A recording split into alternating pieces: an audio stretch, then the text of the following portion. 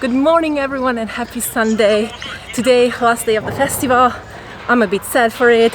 I'm also a bit relieved because I'm not gonna lie, attending so many conferences and talks has been pretty tough. Yesterday evening I also went to the Literature Award event. Now it's 11 p.m. We're gonna start today with philosophy again. And we're gonna talk about a topic that is actually very dear to me, which is humanity and technique.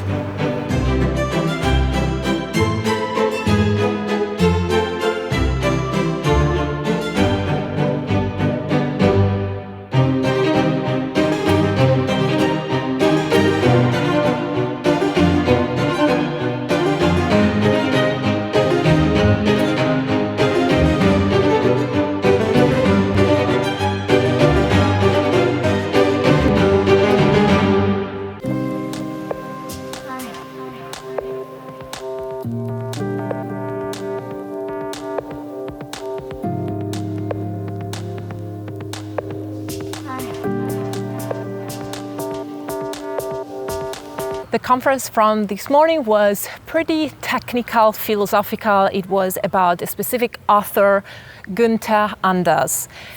He was a German philosopher, but not only a philosopher. He was one of those characters who is very hard to label, and that's why I like him so much. He was always at the border between different disciplines. So he was, yes, a philosopher, but also a poet, a journalist, an activist. Rather than summarizing what we talked about at the conference, I would like to say something about this author. I think it is more useful for the purpose of this video. A very important aspect Günther Anders reflected upon was the fracture between humans and the machines that they produce and the technological products that they create themselves. In particular, he talks about a Prometeic fracture. Sorry about the bad literal translation, which is the fact that we as humans always feel like we cannot keep up with the machines that we create. Anders wrote this in 1956. We are in the post-Second World War phase, and especially for Anders, the Hiroshima and Nagasaki events with the atomic bomb have been particularly traumatic. And that's why he writes his book about this human inability to keep up with the speed of transformation of technology. And you can understand that this topic, although Anders was reflecting and writing about this in 1956, is very, very relevant nowadays. He also talked about the shame that we as humans sort of feel because we cannot keep up with the technological advancements. And this translates in a shame for being finite, for being mortal, for not having the same incorruptible quality as machines have. Which I think is also very relevant. Just think about the fear of death or the fear of aging that our society nowadays seems to have. So during this conference, we discussed a lot about these topics and much more, but I'm gonna stop here.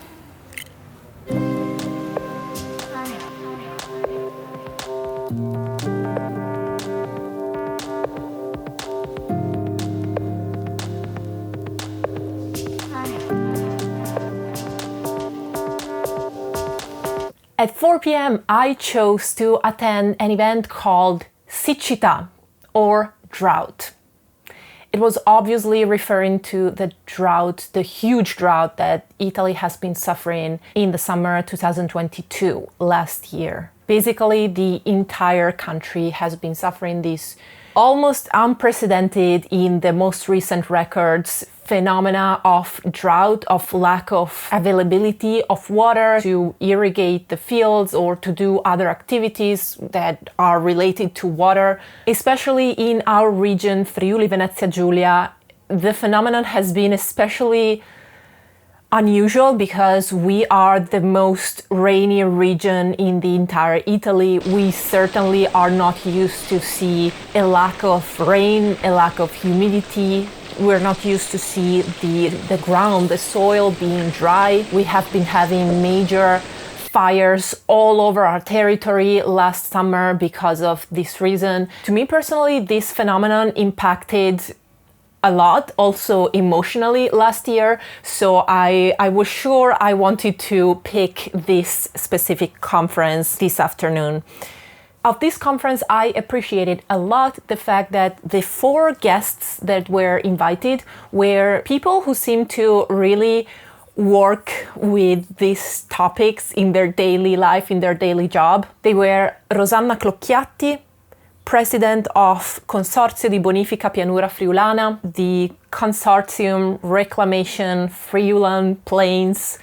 If I have to translate it literally, it's a big organization that administrates the waters of our territory, especially in the southern area of the region. Then Salvatore Benigno, who is the president of CAFC, Consorzio per l'Acquedotto del Friuli Centrale, consortium for the aqueduct of Central Friuli, another huge administrative organization in our region for the supply of drinking water. Anna Lutman, the general director of ARPA Friuli Venezia Giulia, Agenzia Regionale per la Protezione dell'Ambiente, the regional agency for environmental protection that we Friulans know very well. It's an agency, an organization that measures environmental data. So this combination of guests was I found very interesting because the 2 presidents of the organization who actually operate with water, with the supply of water in our region, both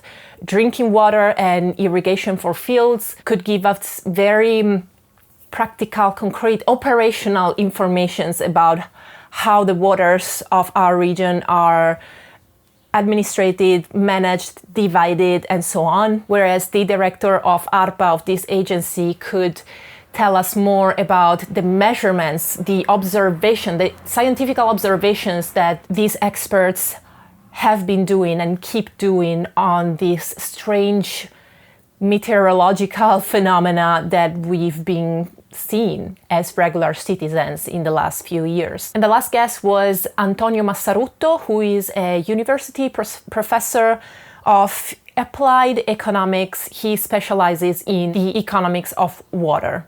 At the cost of repeating myself, I have to say I really, really appreciated this conference because as a common citizen, I was able to get first-hand information by people who really direct and manage, are the heads of certain key organizations in our region who are communicating to us reports of their daily work, really, and their point of view, their perspective on the phenomena that we are all observing. I was surprised to hear that Italy is the country in Europe with the highest consumption of water per capita, per person. So something we Italians should really stop and reflect about. There have been given, of course, many data. I'm not going to report them now, but I want to report as a conclusion maybe the key concept of this whole event, which has been that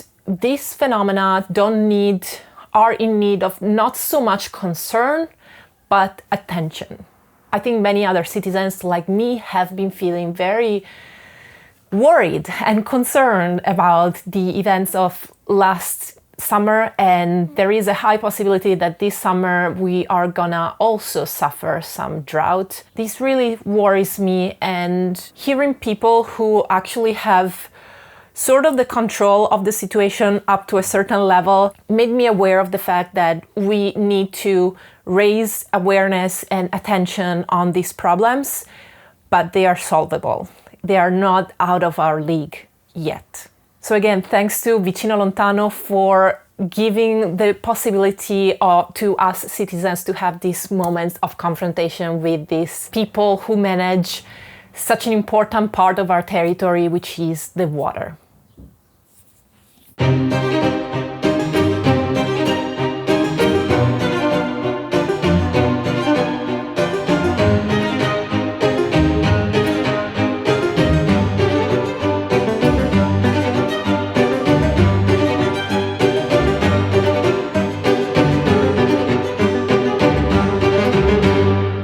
Miguel Benassayag is an Argentinian philosopher and psychoanalyst. He's been living under military dictatorship where he's been imprisoned several times and has been subjected to torture. He's been invited by Beatrice Bonato to participate at this festival through an interview, a discussion between the two, which has been pre-recorded and shown on the last day of the festival. He's been invited specifically to talk about resistance, the act of resisting to power. Because it seems that resistance is often meant as a merely passive action that you can do. But what if resisting means also to do something active, do something creative? Benassayag nowadays lives in Paris, France, and he's one of the founders of the cultural collective Malgré Tout, which means malgrado tutto in Italian, or in English, despite everything, which gave the inspiration for the title of this event, Resistere malgrado tutto, to resist despite everything. In his work, he's been focusing on the problems of children and teenagers and on the interaction between human being and the technology. Before this pre-recorded interview has been shown to the audience in the San Francesco Church in Udine, Bonato has been introducing the work and the person of Miguel Benassayag. And of course, I cannot summarize the whole half an hour of this presentation, but I can just highly recommend to pick up one of his books that I'm showing you right now. I didn't know this philosopher before this day, but I found his reflection, the topics that he writes about, extremely interesting. Let's start with the assumption that in the living world, not everything works like in the machine world. We live nowadays in the paradigm of digital technologies, which is a paradigm that is absolute, which means that it has no alterity, no otherness. In this sense, very much not humane. So how could we, human beings, let ourselves being so easily subjugated by this paradigm of digital technologies? And is it possible to resist to it? Well, the answer is that we cannot just reject the digital technologies because we have been colonized by them. The only possibility that we have is to hybridate with them in a happy way. This is our challenge nowadays, to hybridate with the machine, which means still to be two, not one. The discussion went on, and one point that I want to report is the concept of singularity and individualism, the difference between these two. Because individualism is sort of a degraded concept of singularity, degraded in the sense of individualism, which is a concept that I've already made a video on this channel and I often reflect about it. Benassayag said something that really resonated with me. He said, individualism goes very well with functioning. The word functioning, which is very important in his vocabulary, in philosophical vocabulary, it is really a key word for him. Functioning in the sense of how a machine works. And us human beings don't have to function, we have to exist, which is very different from functioning. We can assume things of which we are not sure about. The machine cannot do that. We live in a world of sense, of meaning, of purpose. We have this anguish of existence. We have this drive to make mistakes. This is the human condition. And he made an example related to his activity as a psychoanalyst, that nowadays many patients go to the psychoanalyst and their desire is to work again. They ask him, please make me function again, make me work again properly. But this is betraying yourself, says Benassayag. You need to exist, not to function. If you're trying to function like a machine, you are betraying your own condition of being human. the interview and the presentation has been much broader, much deeper than these couple of points that I just selected, I warmly recommend you to check out Ben Assayag's bibliography and pick one of his books. I think they will be worth your time.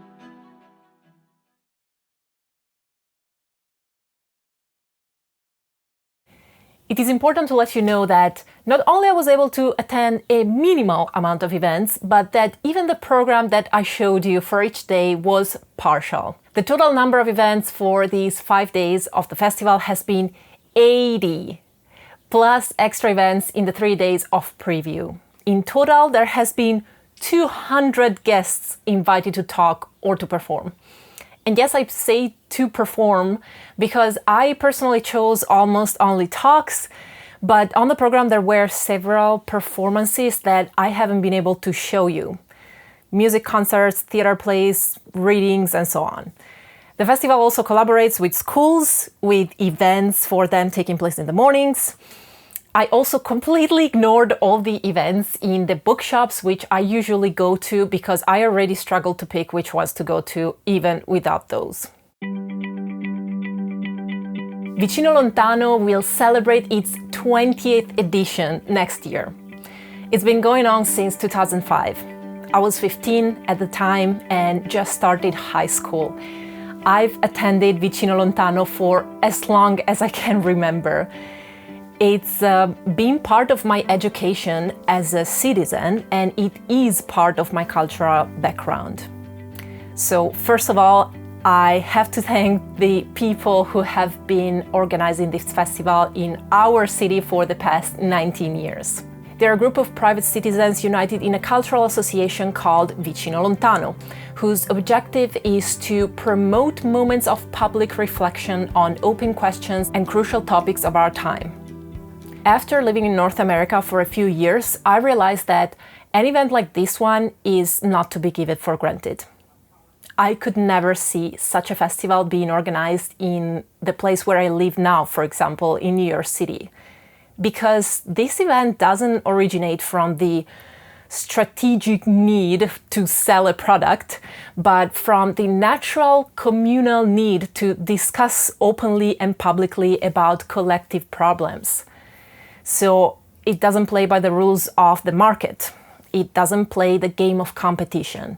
The only principle it has to adhere to is to give enough space of expression to a variety of opinions. And this freedom is guaranteed by the fact that a big bulk of the funding comes from public money. Second, I have to thank the patrons of this channel, What a Shame Mary Jane, for consistently supporting my work. This is the kind of video that I usually release exclusively on my Patreon page, and indeed it was initially intended to be published there. Because of the bulk of the work and the general interest of the topics, I decided to make it a public video on YouTube. So thank you to all my patrons who are and have always been the only sponsors of this channel, and therefore the ones who make my work possible here. Third, a mention to all the volunteers who have given their time for free in order to help with the logistics. You are amazing. Thank you for your work. I haven't listened to this many conferences in the past editions. I usually go to a few here and there. But it always leaves me with this slight regret of, I wish I attended more talks. So this year, since I had to tailor my flight back to New York on the festival itself, I decided for once to try to go to as many events as possible. And it's been a bit crazy because the program is very dense, especially with having to take notes and translating into English for the summary of every talk. But in the end, I left Udine without the sensation of regret, finally. On the contrary, the sensation has been that I wish to do the same for every edition to come. Before wrapping this up, allow me a very personal final comment. During the conferences, I've observed us, the audience of the festival, being way more numerous at certain events rather than others. The talks about foreign politics in particular have received much more attention than the other ones, especially the ones referring to the war in Ukraine. Many of us will say, of course, Mary Jane, the war in Ukraine is a very urgent issue at the moment. I understand that. I was there too, after all. Nonetheless, I think there are other issues that have the same urgency, but have received much less attention. And especially, we can't all deal with only the urgent issues. We also need to prevent such issues to appear in the first place. We need to pay attention to internal problems of our country, to work as citizens in order to maintain harmony in our society, to restore lost balances. So maybe next time we could pick our priorities more independently from what mainstream media feeds us with, choose the events to attend in a more balanced way, giving more relevance to what we actually consider important for our society to work on. I was saddened, for example, to see no talks about the crisis that our schools and education system is going through. I was very pleased instead to attend the conference about the lack of power of young generations in Italy, one of the most important ones of the whole festival, in my opinion. But I found discouraging to see a very scarce audience sitting in the room that morning. There has been, as there always is in Italy, lots of talking about giving young people more space, more power, creating more policies for them. Well, a wish I have for the next editions of this wonderful festival is that there will be actually given more attention to young people, more space to them on the stage, more time in the talks, and more decisional power in the organization of the festival too. Lastly, an invitation to all of you watching this. Next year, in May, come to Udine, come to Vicino Lontano. The event itself would be worth the trip. But have you seen the beauty of the city the conferences take place in? Come to the beautiful Udine for a few days and attend this festival in person. I promise you'll love the trip. And when you're here, look around for Mary Jane. She's probably the one running around with a camera mounted on a tripod and a microphone strapped on her top. See you in 2024.